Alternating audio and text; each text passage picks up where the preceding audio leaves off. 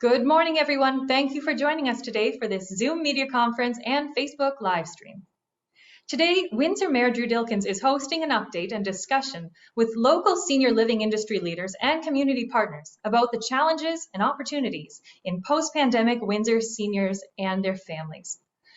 We welcome Wade Hillier, the Deputy Registrar of the Retirement Homes Regulatory Authority, Alina Sirbu, Executive Director at Huron Lodge Long-Term Care Home, Connie FILICE, Retirement Living Consultant for Chartwell Oak Park Terrace Retirement Residence, Jill Carteret, Director of Programs and Services at Life After 50, and Remy Searles, Director of Operations and Strategy Management with Assisted Living Southwestern Ontario.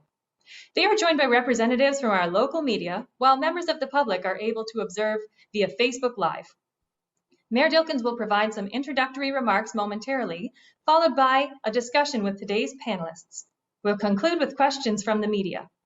Panelists, please ensure that your camera is enabled for the entire session, but only turn your microphone on when speaking.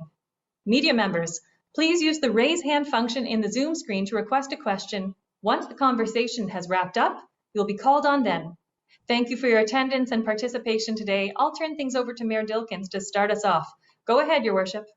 Well, thanks very much, Dana. Good morning, everyone, and thank you for joining us today. You all know that the COVID pandemic struck our region and province in March of 2020. And as case counts grew, tragically, so did the death toll. And from all of the data and the news stories and the health reports, by far, the loudest warning bell was the rate at which senior citizens were vulnerable to this virus. On April 22nd, 2020, the first outbreak at a Windsor long-term care home was declared. And by the end of December, 14 Windsor Essex seniors homes were combating COVID-19 outbreaks with nearly 300 cases among residents and staff. Those 80 years and older made up nearly a quarter of all of those case counts, and the vast majority of inpatient and ICU hospital beds were patients 65 and over. And the percent of seniors that made up COVID deaths is really nothing short of tragic. Friends and family were separated from loved ones in order to keep them safe, but the isolation, the accompanying feelings of depression was often said to be one of the worst symptoms of this virus. For those seniors still living in their homes, the only company was sometimes the one caregiver designated in the family, and even then, contact and visits were limited. Keeping residents supported in their own homes is a good option from the perspective of quality of life, independence, infection control, and affordability, but if families are not able to bridge the gap of care needed to keep mom or dad in their own home, safety and health were on the line. Though we're still not out of the woods yet, we know that with thanks to the vigilant staff and the family members and the rollout of vaccines, the rate at which our seniors are contracting COVID-19 or its variant has dramatically dropped. And I want to express my sincere thanks to the PSWs, the doctors, the nurses, the dietary folks, the sanitation departments, the facilities folks, and the administrative workers at our long-term care and retirement homes that have really worked tirelessly throughout the pandemic to help protect our most vulnerable population. We really owe you a debt of gratitude. Home services for seniors play a vital role in supporting those wishing to stay in their own place of residence while helping families provide the care and assistance required to meet that wish. And that's why I'm really especially grateful for the chance to hear from senior living industry leaders, community partners, and provincial authorities. And I'm really hoping this discussion will provide a sensitive yet honest look at how the pandemic has affected senior living, how it's revealed the challenges in the sector, it's inspired changes to the industry and created new opportunities for our region and for our province. And first up, I'd like to welcome Wade Hillier. He's the Deputy Registrar of the Retirement Homes Regulatory Authority, and it was established in 2011. This authority is an independent, self-funded, not-for-profit regulator mandated by the Government of Ontario to protect and ensure the safety and well-being of seniors living in Ontario retirement homes under the Retirement Homes Act of 2010. Wade is an experienced health service delivery and health regulation professional, and I'm looking forward to hearing more about his observations and what's planned at the provincial level. And Wade, I thank you for taking the time to be here. The floor is yours. Thank you, Mayor Dilkens. Let me share my screen. Let's hope this works. Can everybody That's great, Wade. We can do this? See it. Yeah, you can see it. Okay. You'll just have to start. You'll just start presentation mode. Where start presentation mode? From beginning, just below you had it there. From beginning, yeah, there it is. Okay, great. So I'm going to try to cover a bit of waterfront in the few minutes that I have, and hopefully I will do justice to the request that I've had to present to you today. So I'm going to talk a little bit about the protections and the retirement home resident side of things, give you a bit of context for the system that we work in, a little bit about the COVID-19 observations that we've had, and something about the future in terms of what work we'll be doing in the future. So essentially, RHRA is really in a system of where, you know, we're looking at retirement homes now that have been more integrated into the health system as a result of things like COVID-19, but also thinking of retirement homes in the context of obviously housing and an integrated system around housing. So Mayor Dilkens mentioned this. We are a not-for-profit corporation created under the Retirement Homes Act in 2010, and we basically administer that act on behalf of government, and we are self-financed. We do, however, have an accountability directly to the Minister of Seniors and Accessibility, and the sort of nature of that accountability is covered off in what's called a Memorandum of Understanding. The Act's fundamental premise is that that we're looking at providing a place where residents live in dignity, respect, privacy, and autonomy, in security and safety and comfort, and can make informed choices about their care. And that's a very important point, because I think as we see in retirement homes, it is a lot about choice in terms of care versus what you might see in long-term care homes. So a little bit about how the RHRA protects residents. We inspect homes to ensure that they comply with the Act. We license homes, obviously. We address any reports of harm or risk of harm to residents. We're obligated to respond to resident and family complaints. We educate residents and the public about the Act and the regulations and sort of the role of the RHRA. And then we provide the public with information about the work that we do, because we collect a fair amount of information. Just by way of sort of giving you an indication of what that work has been like over the last year or so, we have seen a 179% increase in the orders for around enforcement. We have seen our complaints jump by 36%. We have seen our reportable incidents jump by 14%. Our intake activity jump by 29%. And then we have our communications have gone up by about 400%.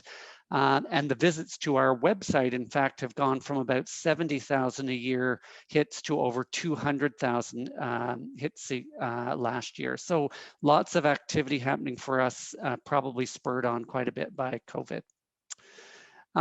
Just a little bit about the industry itself. There are about 775 retirement homes. Obviously, that number changes pretty frequently based on changes in terms of builds around new homes. And it covers about 67,000 suites. We talk about suites as opposed to residents. So we oversee residents, but suites are the way we count those. We have homes that have between 6 and 200 residents in terms of size. 10 are the average number of care services. So our Act defines the care services that are provided in a retirement home. And 99 of our homes are co-located with long-term care homes. A little bit about distinctions between retirement and long-term care. Eligibility for a retirement home is 65 and older normally. We're responsible for the safety of residents versus the Ministry of Long-Term Care in long-term care homes. Choice, as I mentioned, is a big thing. So basically residents and families choose where they want their family member to live versus a long-term care, it's a bit more restricted. Obviously, cost, residents pay in retirement homes, government pays mainly in long-term care homes, and then care services really depend on the need of the resident versus 24/7 care that might be available in long-term care homes. And I think this is important because during COVID, the comparison between long-term care homes and retirement homes have happened when in fact, retirement homes were not set up to look like long-term care homes. They were set up very differently, and they're not primarily staffed in a way a long-term care home would be. So a little bit about COVID-19, some of the impacts. So I'm going to talk a little bit about the severity, the trends, the likelihood of outbreak versus severity of outbreaks, and the implications of first reported cases. So basically,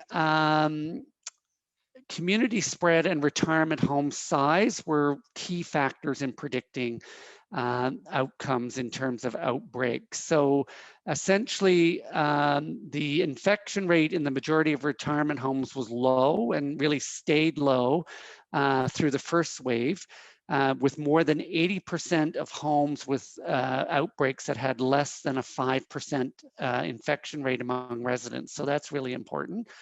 However, bigger homes were much more likely to have an outbreak, but the most severe spread of that outbreak actually took place in homes that had between 25 and 50 suites.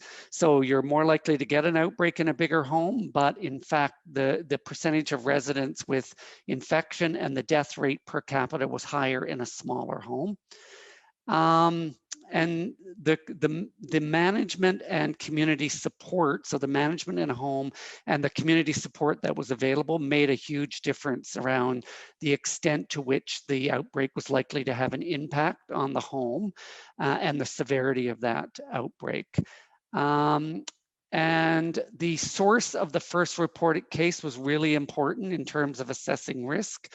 So the primary source of infection in retirement homes were either staff or external care providers. So about 59% combined. And then the business model around for-profit versus not-for-profit. This was not really observed to be an issue in terms of the significant factor in the risk of outbreaks or the outcome of outbreaks. And basically, if we compared retirement homes and long-term care homes where those 99 homes that were co-located, we saw basically no real differences in terms of the pattern of the outbreak or how it occurred. So fair number of findings related to COVID and very interesting, obviously, findings that we are sharing. Wave 3 research is continuing, but as we could see, Wave 2 had less severe impacts on residents than on the broader community, obviously because of the fact that we had vaccination happening. I'm almost at my last slide.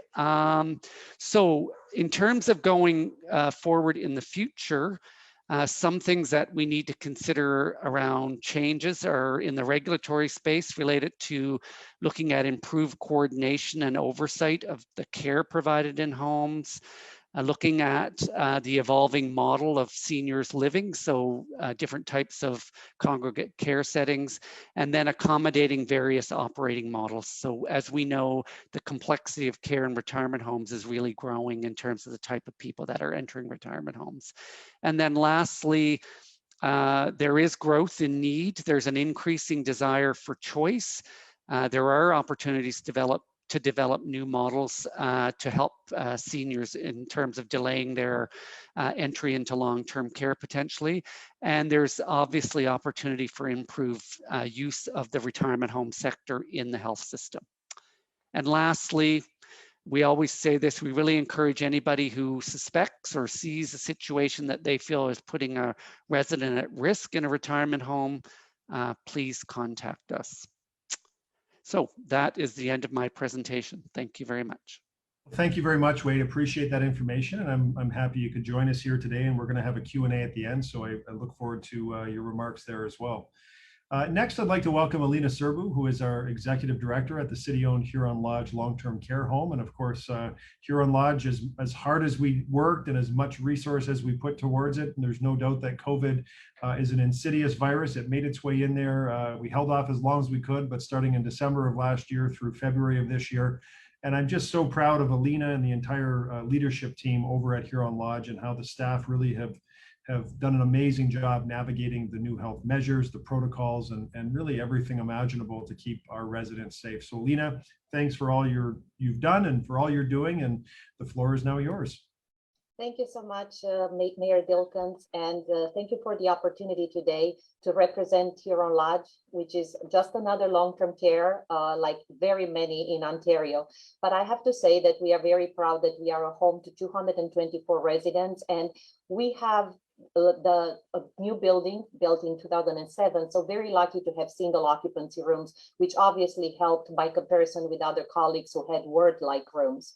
And our care is resident focused. The health and safety and well-being of the resident is always considered first with every decision and action taken. But notwithstanding this, our resident focused philosophy, Huron Lodge is governed by the Ministry of Long-Term Care and is obligated to follow every single piece of the regulation and the directives under the Long-Term Care Act. Our administration was committed very early to open and transparent communication that was absolutely vital through the pandemic. But we had our challenges. I think the separation of residents from their families, friends, and loved ones was the greatest challenge of the pandemic. We remain committed to maintain a balanced psychosocial support for our seniors while complying with the ministry rules for infection control, but the pandemic led to increased periods of isolation for residents and certainly altered routines. The operations of the home, of a long-term care home, are highly regulated. It was challenging to meet the existing mandated standards and add all of the functions during COVID. It became even more critical for all of us as staff to utilize every possibility to have a holistic approach to ensure the residents' well-being. The mental health of residents and the families and the staff in long-term care settings was negatively impacted and affected during the pandemic, especially, like you said, when homes were declared in outbreak situation. The stress of COVID was clearly evident amongst everyone. The staff were worried about the residents, but they were also worried for their own health and the health and safety of their families. And I mentioned it before, the operations of our homes are very strictly regulated. Interpreting, communicating, and implementing numerous Ministry of Health directives to multiple stakeholders, the residents, families, staff, other city departments, the media was and continues to be very challenging. Oftentimes, directives were issued with very little notice and were met with absolutely understandable resistance by both the staff and the families and residents. But we learned some lessons. We learned that it was very important to continue to have a very strong personal protective equipment inventory. In February of 2020, when the news from abroad were coming in regards to the pandemic, our administration was very proactive to make sure that we have what we need to keep everybody safe. And that carried us through a much safer and seamless transition through the pandemic. We also started to invest in structural changes such as bedside tables, extra storage, things that we never had to think of before. We also learned to embrace change as pretty much the only certainty for long periods of time. We learned how important the communication is and how we cannot do without. And despite long hours and uncertainty and stress, we learned how truly dedicated our frontline staff and our management team were to our residents and families. We learned to consult even more than ever before with the experts, and we made medically informed decisions based on facts. We have to give a great shout out to our physician and our medical director that were available 24/7. And while Huron Lodge was committed to have been there for the mental and emotional health of the residents, in addition to physical health, we learned the most important lesson, how human interaction should be the pivotal factor in our dealings. And Then we had some opportunities, and I think that Wade just touched upon a few of them, because we became part of such a huge community of care between public health, hospitals, retirement homes, Ontario Health, and so many more agencies and communities of care. We never worked as close to one another as throughout this time. We also had the opportunity to forge much closer relationship with our residents, because for better or for worse, we became substitute families. We also had fast-tracked our technology. We became so much better at iPad use, virtual cards, FaceTiming, everything and anything that we could do to offer that connectivity between the residents and their loved ones.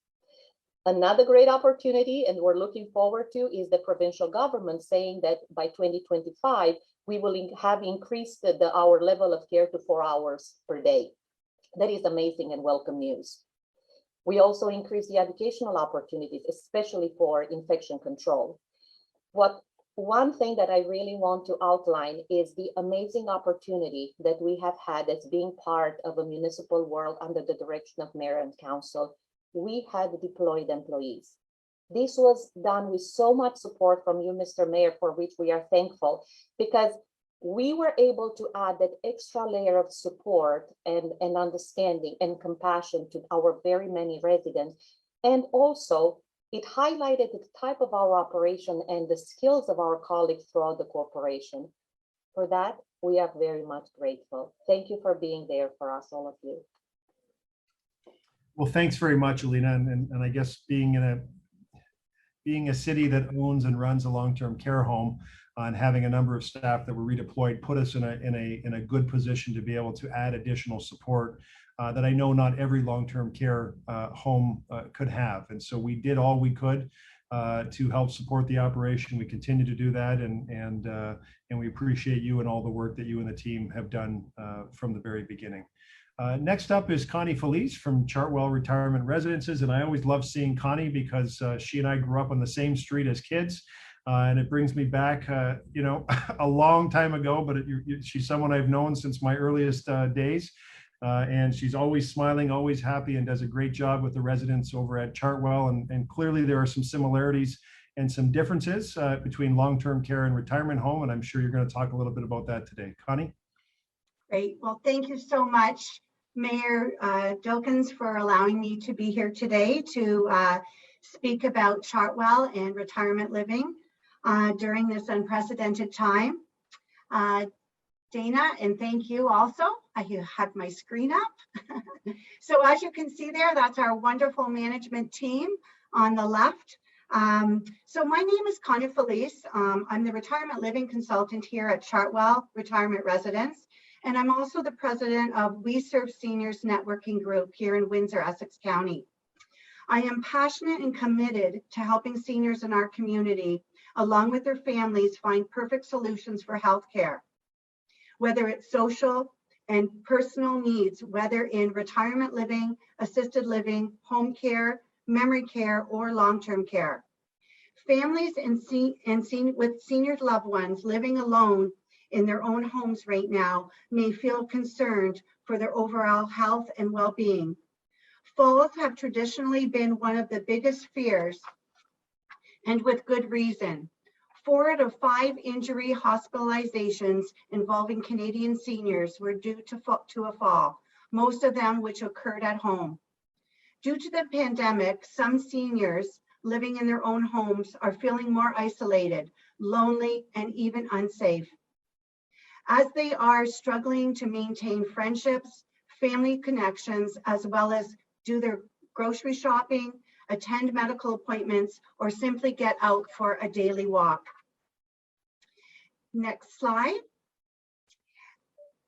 Chartwell's commitment. I know that when speaking with my clients, a main concern is safety and infection control in retirement living. When the pandemic was announced in March, Chartwell quickly implemented initiatives to support our residents, such as launching a listening tour, a survey for residents and families connected for feedback for COVID-19. They posted transparent information on our website on outbreaks and COVID-19 response measures. They sent out weekly emails communicating with families, residents, and staff to provide proactive updates. And we also had 24/7 hotline with corporate specialists to support staff with any questions. And moving on, our response to COVID-19. As Canada's largest owner and operator of senior living communities, with 6 here in the Windsor-Essex County area, Chartwell has and continues to play a vital role in keeping our residents and our staff safe during these challenging times. Our employees have never been so dedicated to making people's lives better. When the pandemic was announced in March, Chartwell quickly and decisively implemented the following initiatives to help support our residents. Implementing innovative ways to rapidly source PPE, launching the proactive recruitment campaign to stabilize staffing in our properties, and lobbied governments for hero pay for our frontline workers. Our safety and outbreak protocols. Chartwell has always maintained strong infection control. When the pandemic began, we put into place enhanced infection protocols, in some cases ahead of provincial and health authority directives that allowed our communities to help protect residents and, importantly, address any COVID-19 outbreaks. We have over 16,000 dedicated employees. Chartwell's first priority has been always and always will be to keep our residents and their families and our staff and employees safe. A 2020 poll conducted by Chartwell showed that 96% of our residents agreed that they felt safe being at a Chartwell retirement home. Supporting all retirement workers.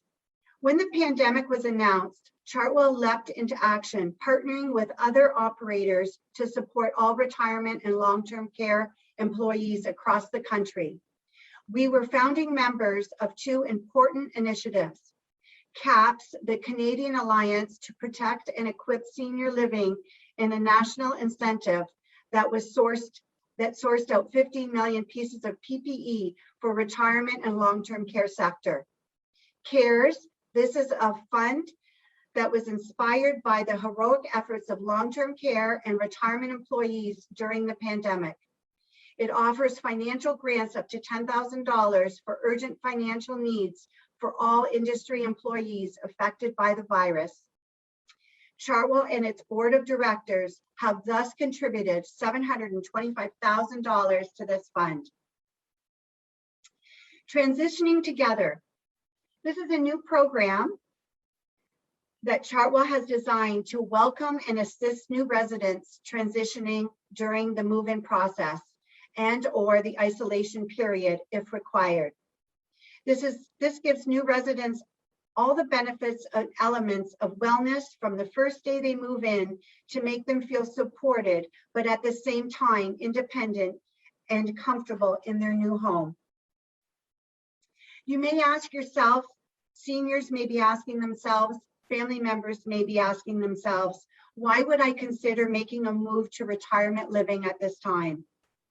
Reasons to consider a move to retirement living, considering COVID-19 safety. Chartwell has always maintained vigorous infection controls, which have been further enhanced due to the pandemic. Regular touch points with residents to monitor health and wellness, PPE available and required by staff, active screening of residents, staff, and visitors, safe social experience, cleaning and infection control, safety measures implemented in all aspects of the residents' daily life, including dining, life enrichment activities, and personal care services. Many residents and staff have been and are in the process of being fully vaccinated. One of the biggest benefits of lifestyle in a retirement residence is that it allows for varying levels of personal care, from independent living to assisted living, and memory care options, all without moving. Seniors who fear losing their independence in retirement living actually regain it, as they have a choice of flexible services that empower them to lead a worry-free lifestyle where they can focus on people and pursuits that are most important to them right now. There is a bigger problem about aging at home, though, especially for seniors who are unable to get out and on a regular basis. It's social isolation. This is tremendously detrimental to health. Numerous studies have documented the negative effects that come from loneliness or being isolated from others. They include depression, anxiety, dementia, and even premature death. During COVID-19, social isolation among seniors became a twin pandemic, taking a toll on many elders' mental and physical health. My last slide just shows about building some resiliency in our community. We Serve Seniors Networking Group was started by myself, along with many community partners in Windsor, Essex County, such as Security One Alarms, One Source Moving Solutions, Safe at Home, Perco Marketing, most retirement homes in Windsor, Essex County, Royal LePage Realty and other real estate companies, and many other Windsor businesses that deal with seniors. We saw a huge need for seniors in our community that we come into contact with on a daily basis that require different services that our business might require or offer. So therefore, we started this group for professional, local business people in our area to feel confident when referring seniors to a We Serve Seniors member, knowing that we will take care of them by a trusted community partner. Thank you. Well, thank you very much, Connie. And before we move to our next speaker, I just want to acknowledge that Councillor Jim Morrison is also on the call and in the room right now. And Jim is the chair of the City of Windsor Senior Advisory Committee. And the mandate of that committee is really to act as a liaison for seniors in the City of Windsor and report to and advise City Council on ways to enrich the health and the quality of life for all seniors in the community. And so I know they've been actively involved in many issues affecting seniors, including this particular issue. And Jim, thank you very much for being here. Next, I'd like to welcome Jill Cataret, who is the Director of Programs and Services at Life After 50. And the City of Windsor is certainly a proud supporter of Life After 50. And while just about all on-site and in-home programming was canceled at the onset of COVID-19, Jill and the team have provided remarkable pivots to continue safety, security, and social supports to local seniors. And I'm appreciative for all that you do, Jill. Please take it away. Thank you. So just waiting for the slides to come up. So I want to thank you, Mayor Dilkens, for inviting us to be a part of this. Just echoing what some of the other speakers have said, social isolation is obviously one of the key kind of consequences of the COVID, pandemic. And just so happens our specialty at Life After 50 is combating social isolation. So hopefully we have a nice role to play here. I just want to show you a quick picture of before and after, and this is kind of what we're looking at. So the top photo that you see there is one of our fitness classes, and we had to do a panoramic shot because they're so big that we would regularly accommodate 80 to 100 people in one fitness class with safety monitors scattered throughout. And then we did have an opportunity to briefly open in the fall for on-site programs, and that the picture that you see on the bottom there is what fitness classes look like after. And so we could fit maybe 8 to 10 people in a room, everybody staying in their box. And so there were plenty of jokes about like, don't go out of your box. But we, so we're doing what we have to do in order to make sure that people feel safe. But we're also really eager to see people coming back. And our mission statement is leading the way to vibrant and healthy lives. And that's what we really want to practice as well as preach. So as you've said, we've been around for a while. So Life After 50 has been in Windsor since 1962. We are a nonprofit organization and a registered charity, and we are City of Windsor's designated Seniors Active Living Center. So the next slide, you'll see that we also receive funding from another number of other sources, including the Erie St. Clair Local Health Integration Network, the Ministry of Seniors and Accessibility. We also charge very modest membership fees and engage in fundraising initiatives. But of course, last but not least, we are funded by the Corporation of the City of Windsor. And that tall guy in the picture there, you may recognize on one of his previous visits prior to COVID. So just to give you an understanding, we do have two sites. Our West End site is at McEwen Avenue, and our East End site is at the WFCU Center. And pre-pandemic, we have about 1,000 members, and we provided service to about 1,800 participants in outreach buildings. We also provide community support services to keep people living in their homes for as long as they wish, to about 600 individuals. That includes friendly visiting, home maintenance, and foot care. And then we have about 300 volunteers who were helping us on a regular basis, in addition to our 17 staff. On a daily basis, we welcome more than 220 people through our doors. And on a weekly basis, we offer more than 120 regularly scheduled programs. So I like to say, if you think about your local gym, do they offer 120 regularly scheduled programs every single week? Probably not. And so it's probably more in the neighborhood of, say, 30 or 40. So that gives you a sense of the sheer volume of programs that we offer at LAF. And we do like to call ourselves LAF, so you're welcome to do that as well. We also have numerous special events and workshops. Our membership was $12.50 per month prior to the pandemic, and we served about 600 meals on a monthly basis. Our programs are broken up into three key areas or pillars, and that's an expression that has also become our tagline. So we really want to encourage people to be fit, be well, and be social. So our fit programs are programs that focus on physical health and nutrition, and I've listed a number of them there. All the kinds of exercise classes. We have nutrition programs such as our lunch cafe and our frozen meals. And then we also want people to be able to stay home through our home maintenance programs. Our wellness programs are programs that focus on healthy, active minds and skill development. So things like ceramics, quilting, lapidary, and silversmithing, which is jewelry making. Like, it's incredible the jewelry that's made. We have a concert band that was practicing with us. We have mindfulness, programs. And then we have sort of more solitary activities like puzzles in our library and our computer lab. And so those are really a key to helping people maintain their wellness. And then lastly, we have our social programs, which there's a social component to all of the programs, but there are some that really emphasize that. And things like our card programs, billiards, movie days, barbecues that we do, lunches, those sorts of things. And then, of course, a key program that's become extremely important for us during COVID has been telephone calls to older adults.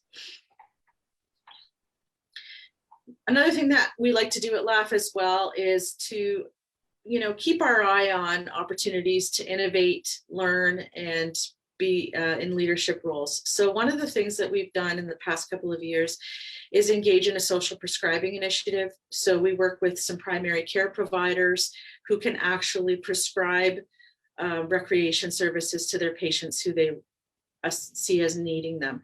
And so those individuals can be referred to us, and then we will help them find social engagement opportunities that suit their needs.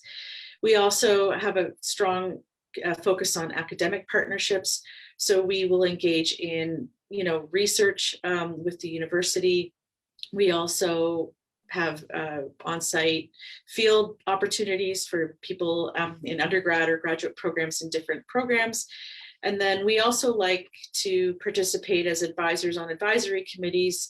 So, for example, right now I'm on a provincial advisory committee around social prescribing, and we also engage in local committees and panels such as this.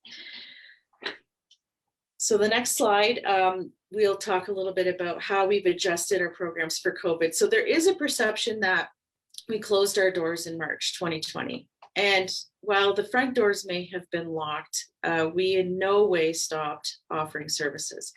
So within about 2 weeks of our closure on March 13th, 2020, we pivoted and shifted to offering 2 types of virtual programs. One was telephone-based, Senior Center Without Walls. So you don't need to be tech savvy. You don't need to have a computer or iPad or anything like that. Just pick up your phone and you can engage in our programs.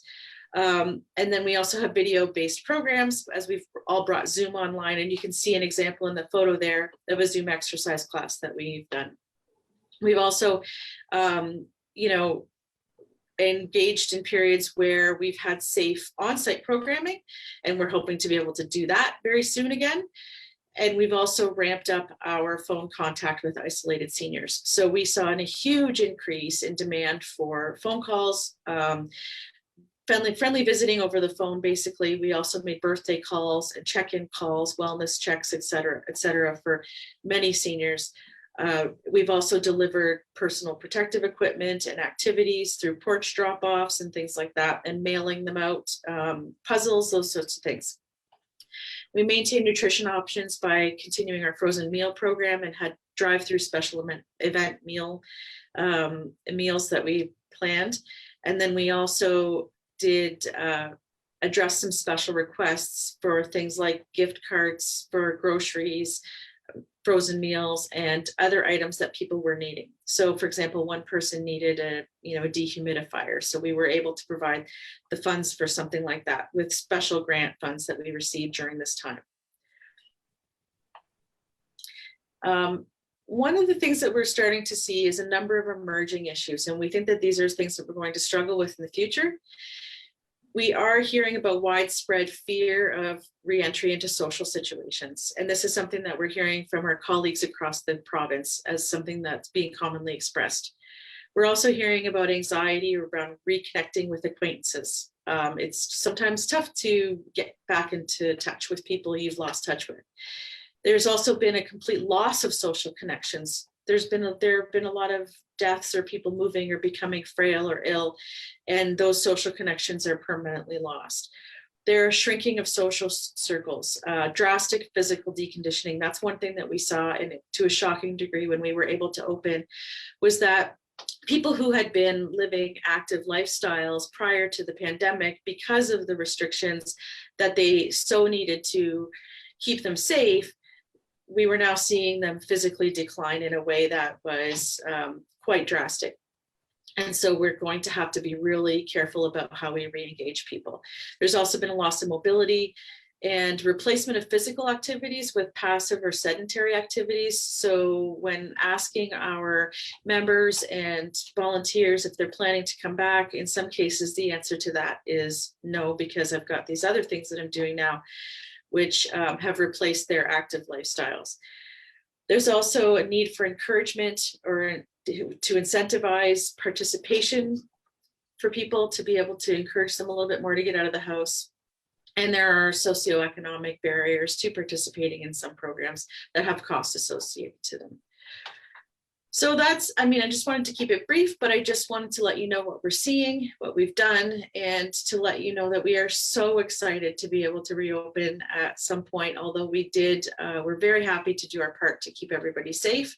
We cannot wait to see our members walking through those doors again. So just want to let everybody know life is better when you laugh. Thanks. That's great. Thank you very much, Jill. And I imagine they're just as anxious to get back into those front doors when they're unlocked as you are to have them. Our final presentation will come from Remy Searles, and she's the Director of Operations and Strategy Management for Assisted Living Southwestern Ontario. And assisted living provides customized services to adults, including seniors with physical disabilities, that ensures that opportunities to participate in all aspects of community life are available. And there is no doubt that COVID has affected operations of their daily programming, their housing supports, and more, but that has not stopped Remy and the team from delivering vital services to their clients. And I'm looking forward to hearing specifically about their pivots to continue supporting seniors. So I'll turn it over to you, Remy. Thanks, Mayor Dilkens. Thank all of you, and thanks for putting this together. Thank you, Dana, as well. So I'll just wait for my slides. There we go. So ALSO, Assisted Living Southwest Ontario, we go by ALSO, has been around since 1938. We have been around for a really long time, over 80 years, providing service to adults, which started off as adults with physical disabilities across Windsor, Essex. We see just over about 1,000 people throughout the county a year, and we've got over 300 employees who provide that service across the county. We're funded by Ontario Health West, the Ministry of Community and Social Services, and of course the City of Windsor. Go ahead. Okay. So what do we do? I'm going to focus on one sort of component of the work that we do, but we do quite a few different things, focusing really around an alternative to long-term care that is community focused, keeping people inside of their homes through the neighborhood of care model. We do personal support and independence training in people's homes. We of course run adult day programs. We have a focus on acquired brain injury services, both residential as well as in community. We run employment support, social rec, engagement programs across the county, crime intervention and prevention, and then of course our MOST van, which goes around the city in partnership with several others, which we will come back to in a little bit. Go ahead, Dana. So the model that I want to focus on now as sort of around how we support seniors specifically in their homes is around our neighborhood of care model. It's a service model that's really looking at people that have high acuity, so they have high needs that are coming from hospital into their home to keep them out of institutions when they would prefer to be supported at home. Ideally, we'd be able to do that at the level that they require to avoid being hospitalized in the first place or to avoid being institutionalized in the first place and to avoid people that are living at high risk. During COVID, this model has really been a solution that is an alternative for people going into long-term care and really decreases the need for people to be able to live in congregate settings or in shelters or in any other type of group type of setting and keeps them in their homes. Go ahead. You can keep going through. So the neighborhood of care model is a spoken hub model. It is usually through supportive housing so that we are able to provide care 24 hours a day. We have staff that work 24 hours a day that are within a really close geographic area so that they're only about 10 to 15 minutes out from anybody's home to be able to provide care, not only through scheduled appointments and scheduled bookings, but as they require it throughout the day, the evening, or the afternoon. Go ahead, Dana. So that's really focused around, so the graphic there is really just sort of looking at if the supportive housing site is there in the middle, we're also providing care to that neighborhood entirely to make sure that people within that neighborhood, again, don't have to go far for service, don't have to go far for care. Go ahead. So why is that important and how do we do that? It's flexible. So we are able to see people multiple times throughout the day. As I mentioned earlier, sort of both through booked appointments and through unbooked appointments, things that come up throughout somebody's day. We can see someone in the middle of the night. We can attend to transfers that require multiple people to be able to do that, specifically when it comes to someone with a physical disability.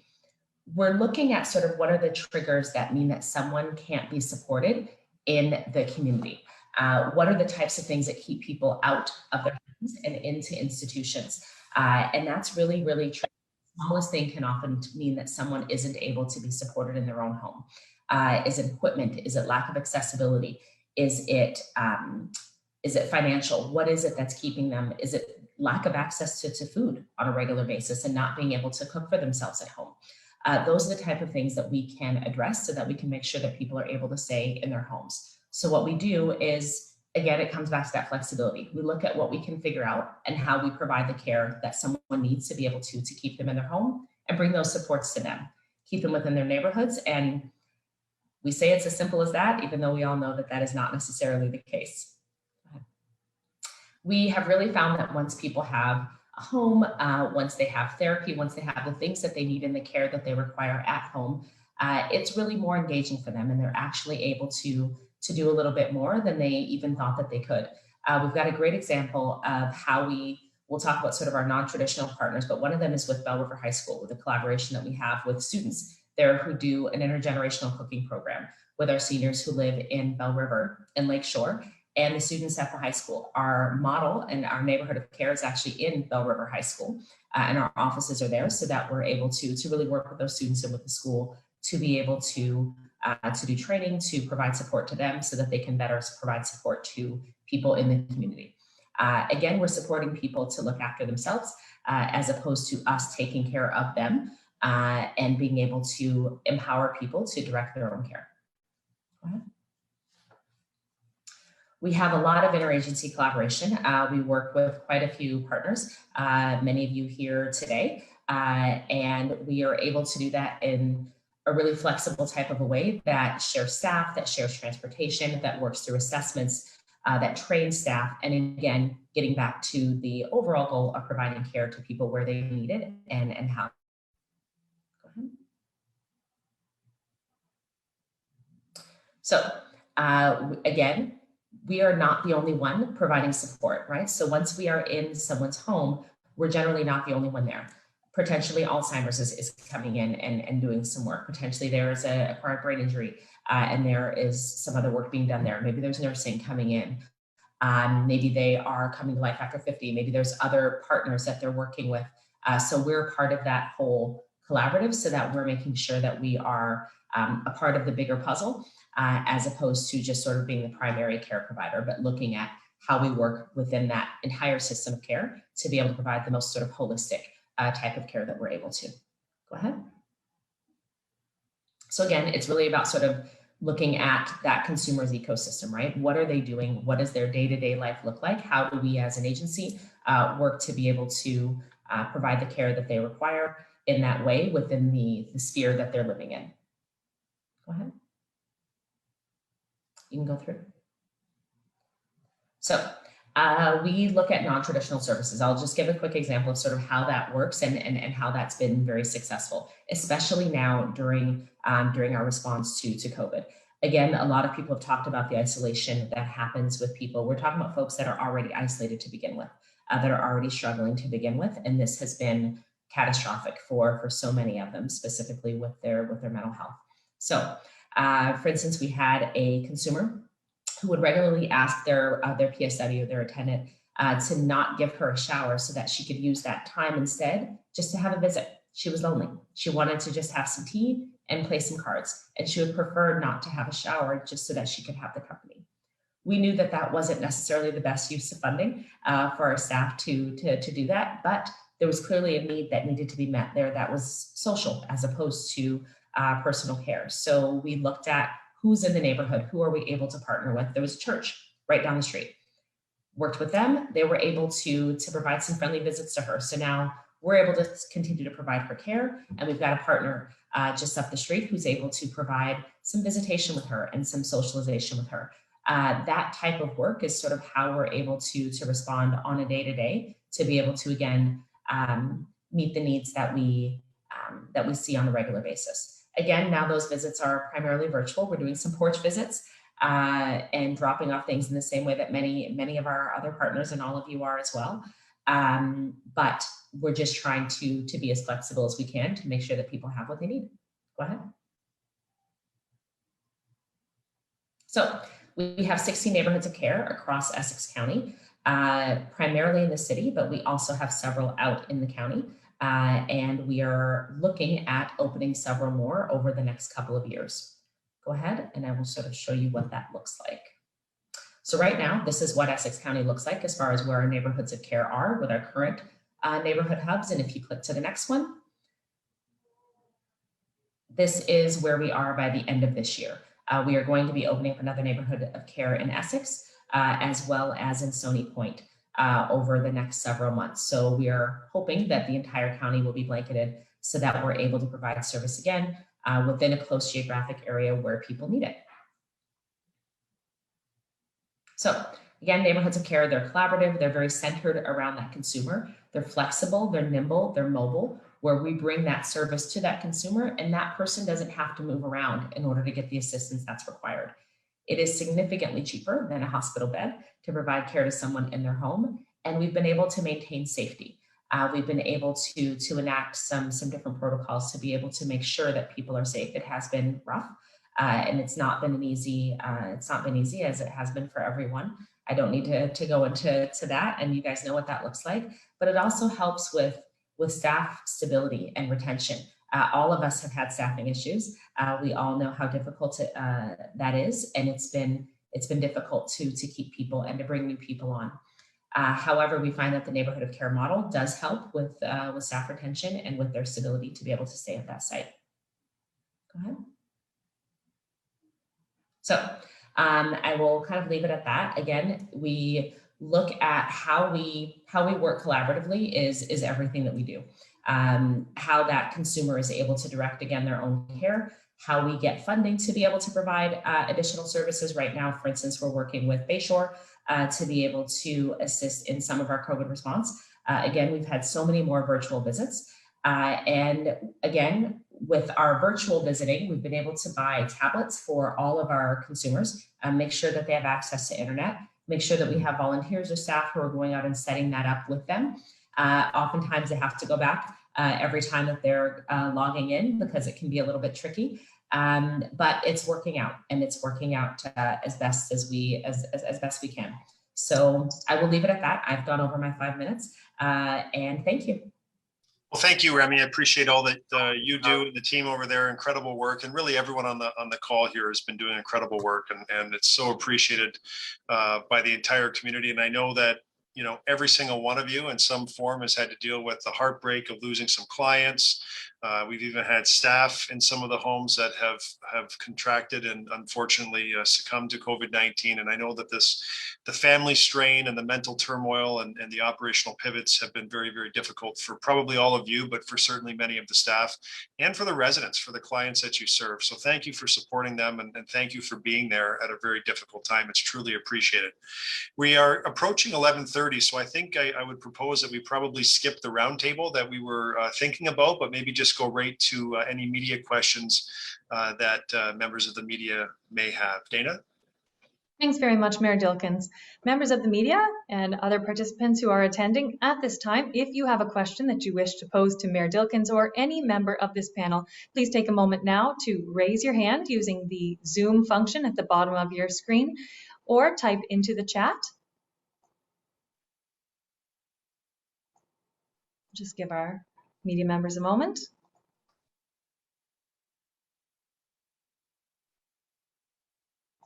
Okay, not seeing any questions coming from the media, so we will leave it at that. It's because they all did such a great job in their presentations. There were no questions left to ask. Thank you for being so thorough, panelists. Thank you for attending, members of the media, and thanks to all of you watching live or the recording over Facebook. The recording of this presentation will be posted to the social media pages of both the City of Windsor and Mayor Dilkens' Facebook page for anyone not able to tune in today. Thank you all for attending. Stay well, stay safe, and take care. Thanks, everyone.